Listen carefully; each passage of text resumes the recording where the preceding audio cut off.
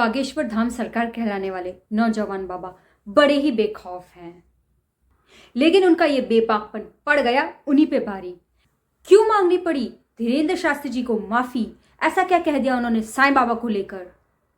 इस वीडियो में मैं आपको कोई न्यूज नहीं दे रही, लेकिन धीरेन्द्र शास्त्री जी ने जो साईं बाबा को लेकर टिप्पणी की है उसको तर्क के साथ काटूंगी और साथ ही साथ ये भी बताऊंगी कि सनातन धर्म का वास्तविक मतलब क्या होता है और कौन सनातनी है। वीडियो में पहले हम देखेंगे शास्त्री जी का विवादित बयान, उसके बाद देखेंगे हमारे देश के मोस्ट पॉपुलर मोटिवेशनल स्पीकर्स सनातन धर्म को किस हिसाब से डिफाइन करते हैं, और लास्ट में बागेश्वर बाबा का जादू भी तो देखना है। वीडियो को पूरा देखिएगा, सब्सक्राइब कर लीजिएगा, लाइक कर लीजिएगा और कमेंट बॉक्स में बताइएगा कि कौन कौन आप में से सनातन धर्म में विश्वास रखता है। साईं बाबा संत हो सकते हैं, फकीर हो सकते हैं, भगवान नहीं हो सकते। गीदड़ की खाल पहनकर कोई शेर नहीं बन सकता है। साईं बाबा भगवान नहीं है जी, बिल्कुल। इंसान कभी भगवान नहीं हो सकता। इंसान गुरु हो सकता, संत हो सच्चे सकता, दरबार की महापुरुष हो सकता, भगवान नहीं हो सकता। राम राम है। बागेश्वर धाम सरकार ने इस वीडियो में साईं बाबा को लेकर 3 प्रमुख चीजें कही हैं।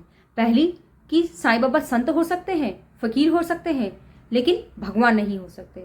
दूसरा उन्होंने कहा कि शेर की खाल पहनकर गीदड़ शेर नहीं हो सकता, और तीसरी बात उन्होंने ये कही कि कोई भी इंसान कभी भगवान नहीं हो सकता।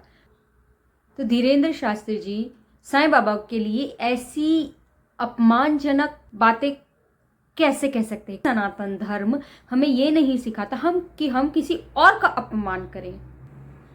और अब पहली बात जो उन्होंने ये कही कि साईं बाबा संत हो सकते हैं, फकीर हो सकते हैं, लेकिन भगवान नहीं हो सकते, और कोई भी इंसान कभी भगवान नहीं हो सकता।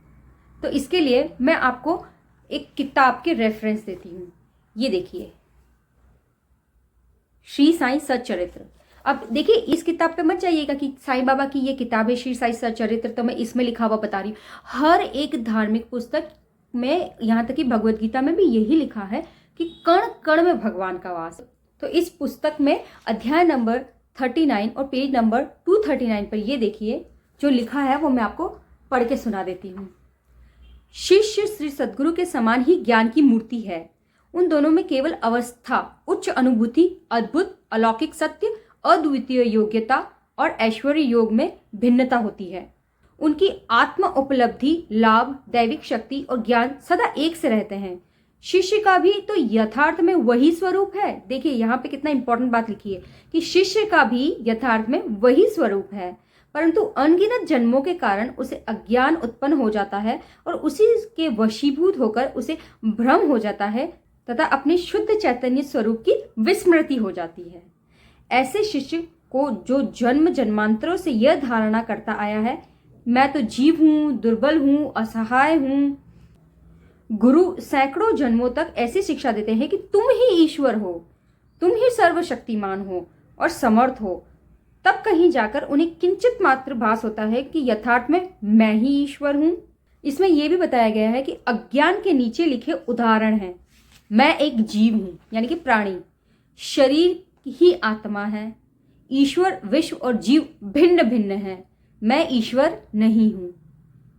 शरीर आत्मा है, इसका बोध न होना, इसका ज्ञान न होना कि ईश्वर विश्व और जीव एक ही है।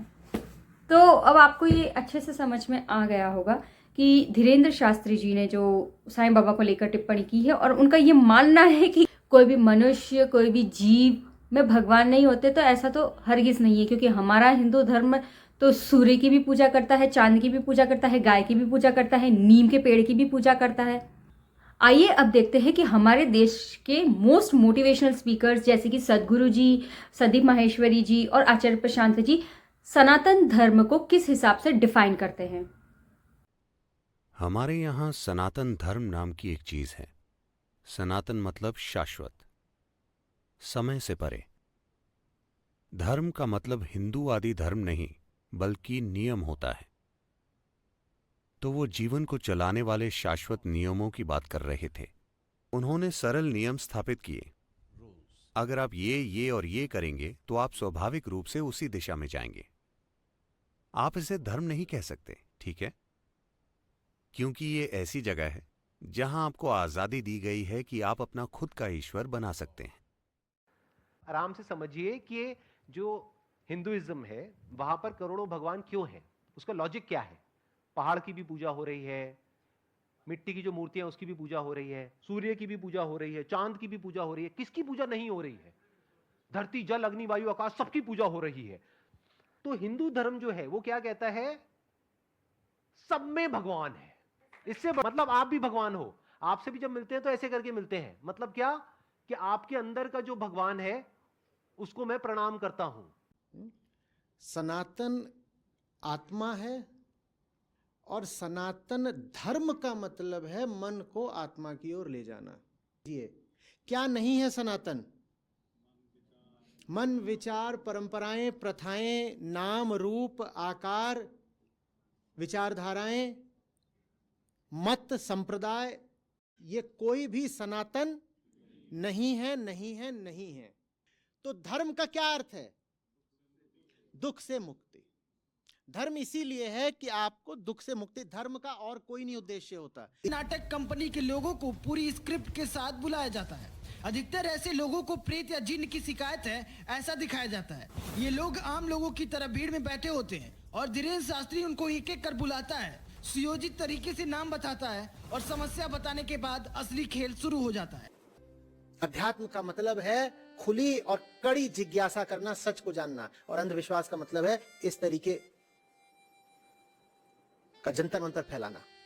तो जनता सतर्क रहिए, सावधान रहिए और स्वयं में विश्वास रखिए, क्योंकि आप ही के अंदर ईश्वर का वास है। ओम साई राम।